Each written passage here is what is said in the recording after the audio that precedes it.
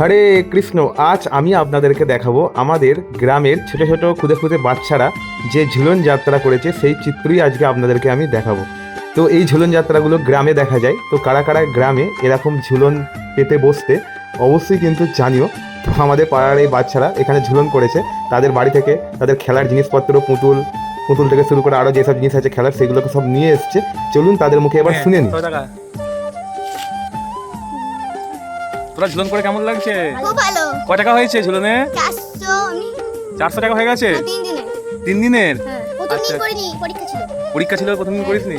আচ্ছা আচ্ছা, এই পয়সাগুলো নিয়ে কি করবি? এই তো ভাবলাম ফিস্ট করব, কিন্তু করব না, এই জন্য ভাগ করে নিয়েছি। ভাগ করে নিবি? আচ্ছা আচ্ছা, ঠিক আছে। তো তাদের মুখ থেকে শুনলে কেন তারা ঝুলন করেছে। তো এখানে সকলে মিলে আছে দেখছি, দড়ি ধরছে, দড়ি ধরে যার কাছে পাচ্ছে 5 টাকা 10 টাকা করে সকলে দিয়ে যাচ্ছে। তো এইগুলো দেখার পর ছোটোবেলার কথা খুবই মনে পড়ে যায়। আর এইটা কে কে খেয়েছে ছোটোবেলায় অবশ্যই কমেন্ট করে জানিও। তো এখানে ওরা খাচ্ছিল, আমাকে চাইতে একটুখানি দিয়েছে। এটা হচ্ছে জল জিরা, আমার তো খেতে বেশ ভালোই লাগছে, ছোটোবেলায় এগুলো প্রচুর খেয়েছি।